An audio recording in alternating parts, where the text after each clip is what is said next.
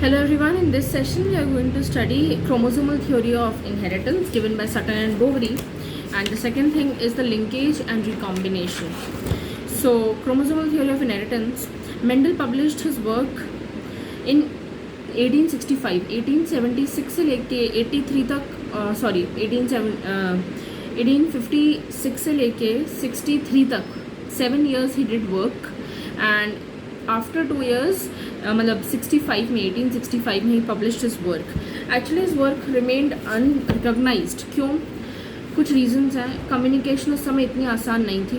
दूसरा ये कि इन्होंने जो जीन्स का कॉन्सेप्ट बोला था कि his concept of genes as stable and discrete units, तो उसको कुछ है ना प्रूव करने के लिए कुछ नहीं था. ऊपर से उस समय ये कंटेम्प्रेरीज जो लोग थे they weren't able to digest that thing कि मतलब पहले है ना प्रूफ दो फिर मानेंगे. ठीक है. फिर दूसरा ये उन्होंने मैथमेटिक्स यूज़ करी बायोलॉजी में. मतलब आज भी लोग अगर तुम बोलते हो कि डूड यू नो कि बायोलॉजी में भी मैथ्स होती है, तो they are able to believe it.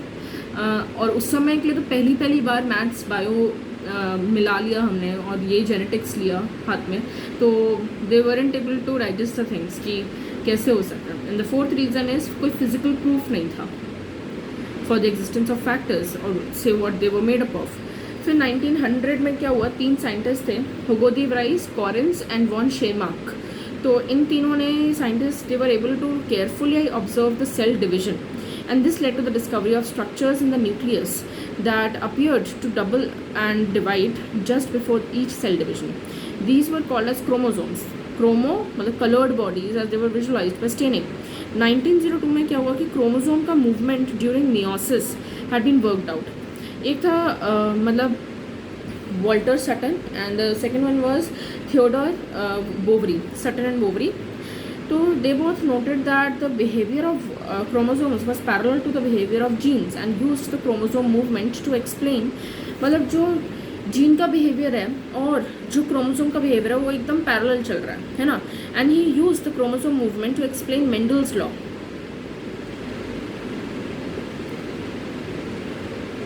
अब क्या हुआ कि recall that you have studied the behavior of chromosomes during mitosis, equational division and during meiosis, reductional division.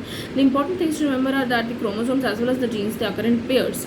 The 2 alleles of a gene pair are located on homologous site on homologous chromosomes. ये जो diagram है 5.6 meiosis and germ cell formation in a cell with 4 chromosomes. Can you see how the chromosomes segregate when germ cells are formed? देखो पहले क्या था, G1 पे आपको जो स्ट्रक्चर्स दिए हुए हैं, फिर G2 पे वो है ना डबल, मतलब G2 जो है एस फेज से होते हुए आती है तो डबल हो जाता है मटीरियल. फिर मियोसिस 1 में क्या हुआ, एनाफेज आई और फिर उसके बाद उसका सेग्रीगेशन हो गया, तो होमोलोगस क्रोमोसोम्स अलग अलग हो गए. फिर मियोसिस 2 आई, उसमें जो होमोलोगस क्रोमोसोम्स जो हैं वो तो अलग हो ही गए थे पहले ही. फिर उसके बाद एक क्रोमोसोम के क्रोमैटिड्स भी अलग अलग हो गए. इस तरीके से हैप्लॉइड टाइप के 4 हमारे को क्रोमोसोम्स मिल जाते हैं. अब क्या हुआ, हाँ ये जो टेबल है इतनी ज़्यादा इंपॉर्टेंट है और हमेशा कन्फ्यूजन रहता है क्योंकि इस पर क्वेश्चन भी आ रहा है कि 5.3 table comparison between the behaviour of chromosomes and the behaviour of genes. तो जो फर्स्ट वाला जो ए है ना दैट इज़ जीन और बी वाला क्रोमोसोम. अब हम देखते हैं क्या क्या है कि देखो जीन में दोनों में ही दे अकर इन पेयर्स, दोनों में ही segregate at the time of gamete formation such that only one of each pair is transmitted to a gamete. Independent pair जो होते हैं they segregate independently of each other.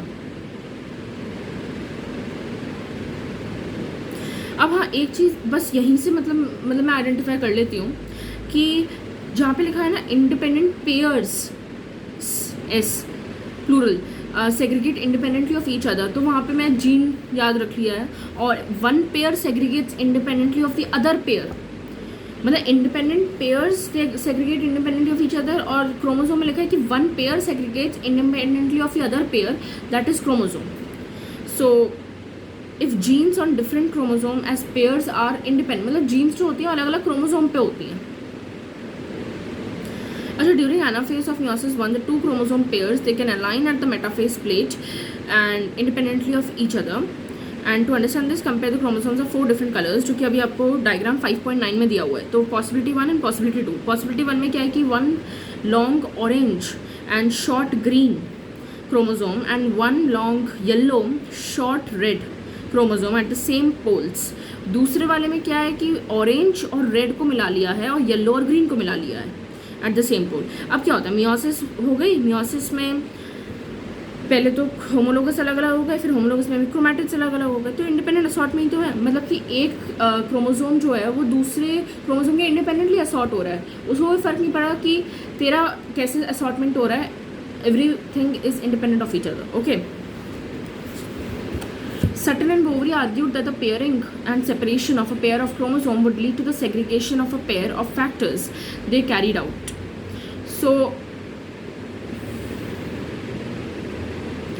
मतलब सटन बोवरी ने क्या बोला कि अगर मैं बोलूँ कि पेयर ऑफ क्रोमोसोम्स हैं और उनका सेपरेशन और पेयरिंग हो रही है, तो इसका मतलब यही है कि इनडायरेक्टली जो जीन्स हैं, जो फैक्टर्स हैं, उनका भी सेग्रीगेशन हो रही है ना। सटन, हाँ अब याद रखना कि यहाँ पे सटन ही है, एक ये वाला जो मैं लाइन बोल रही हूँ उसमें सिर्फ और सिर्फ सटन है, बोवरी नहीं है। Sutton united the knowledge of chromosomal segregation with Mendelian principles and called it as the chromosomal theory of inheritance. अच्छा, इन शॉर्ट कोई पूछे कि क्रोमोसोमल थ्योरी ऑफ इनहेरिटेंस किसने दी, उसमें तो बोवरी और सटन दोनों आएगा। पर कोई ये पूछे कि किसने मेंडेलियन नॉलेज और सेग्रीगेशन, क्रोमोसोमल सेग्रीगेशन की नॉलेज को यूनाइट किया, that was Sutton. Okay, so following this synthesis of ideas, experimental verification of the chromosomal theory of inheritance by, मतलब एक तरीके से experimental verification chromosomal theory of inheritance का किसने दिया, मॉर्गन ने, T H. Morgan, Thomas Hunt Morgan ने, और उनके कलीग्स थे। That led to the discovery of, मतलब led to the discovering the basis for the variations that sexual reproduction produces. Morgan worked with tiny fruit flies, Drosophila. अब इसमें 5 points है कि क्यों टी.एच. मॉर्गन ने ड्रोसोफिला को ही select किया अपनी स्टडीज़ के लिए। पहला, एक तो ये जो है वो सिंपल सिंथेटिक मीडियम जो होता है लेबोरेटरी में जो प्रोवाइड कर सकते हैं उसमें वो ग्रो कर जाती है। दूसरा ये है कि इसकी जो लाइफ साइकिल है that completes the life cycle in about just 2 weeks and a single mating could produce a large number of progeny flies. ऊपर से क्लियर डिस्टिंक्शन होती है इसमें मेल फीमेल की।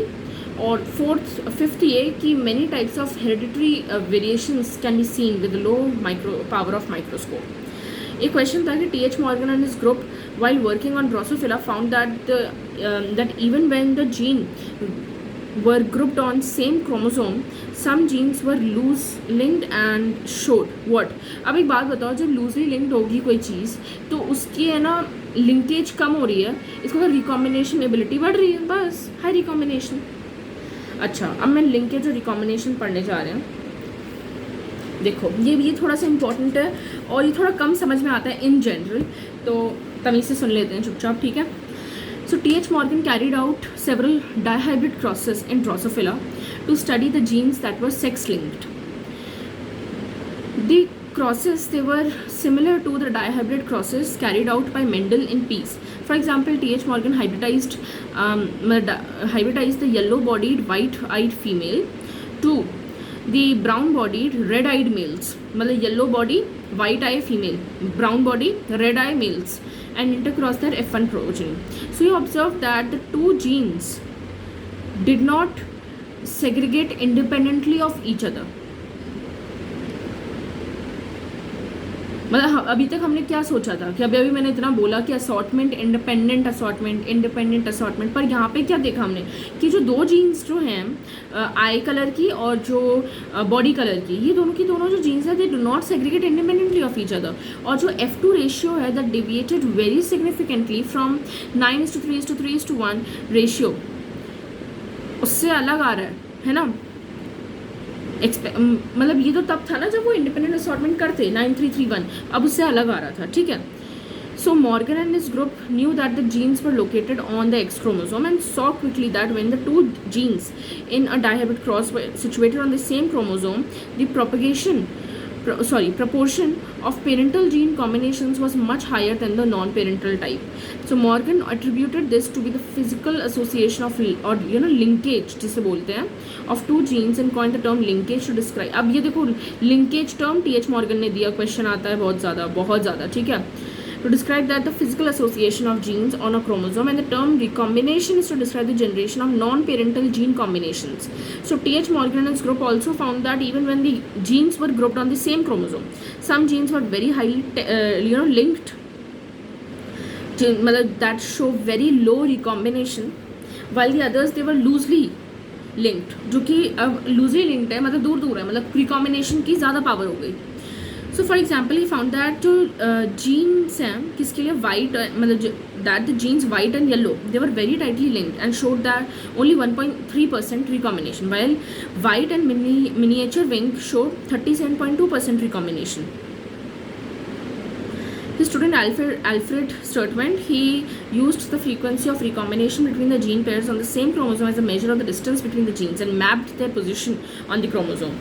एक क्वेश्चन था, अब जो मैं लाइन बोलने वाली हूँ इस पे, that today's gene maps they are extensively used as a starting point in sequencing of the whole genomes as was done in the case of human genome sequencing project.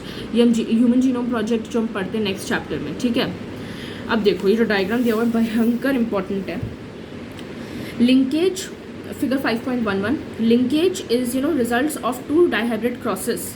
अब इससे पहले मैं आपको एक बात बताना चाहती हूँ कि अभी जो हमने एक बात बोली थी कि 1.3% रिकॉम्बिनेशन और 37.2% रिकॉम्बिनेशन, ये दोनों डेटा हैं, इनको याद रखना है. और ये याद रखना है कि कौन कौन से जीन्स थे जिनके लिए ये वाला आया था रिकॉम्बिनेशन का डेटा. तो जो वाइट और येलो वाला जो था कि येलो बॉडी और वाइट, एक सेकेंड, येलो बॉडी और वाइट आई, या मतलब कि बॉडी कलर और आई कलर का जो आया था वो आया था 1.3% रिकॉम्बिनेशन. इसका मतलब बहुत टाइटली लिंक्ड है, तभी लिंकेज बहुत है और रिकॉम्बिनेशन कम है, ओनली 1.3%. पर मैं बोलूँ कि आई कलर और बॉडी कलर नहीं ले रहे हैं अभी हम क्या ले रहे हैं, वाइट और miniature wing. White is for the white I colour, right.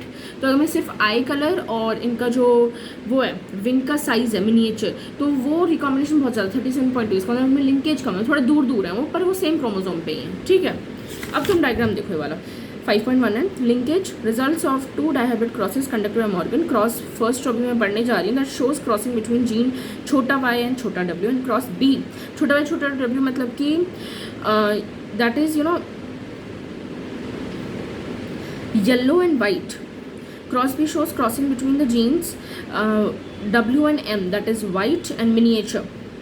Here the dominant wild type alleles are represented with plus sign in सब सुपरस्क्रिप्ट में, जो डोमिनेंट है उसको प्लस से. तो स्ट्रेंथ ऑफ लिंकेज बिटवीन, अब देखो एक बात बताओ, हमने अभी बताया कि आई कलर और बॉडी कलर में जो था, मतलब येलो और वाइट में लिंकेज ज़्यादा बैठ रही थी, रिकॉम्बिनेशन कम, ओनली 1.3%. लिंकेज किस में ज़्यादा है, आई कलर बॉडी कलर वाले में ज़्यादा लिंकेज है as compared to the eye colour and the size wing miniature and white, right. ये इसमें लिखा हुआ है, right white. So cross and cross की देखो पेरेंटल, अब फीमेल और मेल, ठीक है. अब देखो फीमेल जो है वो येलो और वाइट लिया आपने, और जो मेल है आपने वाइल्ड टाइप का लिया बिल्कुल. मतलब कि सो F1 जनरेशन जो बनी आपकी, उसको भी आपने फिर से जो है मेल वैसा ही ले लिया. नहीं, आपकी जो F1 जनरेशन बनती है वो आप फिर से आप उसकी फिर क्रॉस कराते हो और जो भी बनती है, ठीक है. और फिर आप देखते हैं कि पेरेंटल टाइप्स 98.7% है और रिकॉम्बिनेंट टाइप 1.3% है. और दूसरे वाले में ये था बॉडी कलर और आई कलर, मतलब कि येलो एंड वाइट. और जो वाइट और मिनिएचर वाला था, मतलब कि आई colour and size wing size, तो उसमें बैठ रहा था 92.8% and 37.2%. 98.2% parental type and recombination 37.2 type. Okay, इसमें से बस ऐसे ही पूछा जाता है, ये डेटा याद रखना. अभी एक क्वेश्चन आया भी था मॉक टेस्ट में. So yes, we have completed this chapter, principles of inheritance and variations. Bye, see you in the next chapter.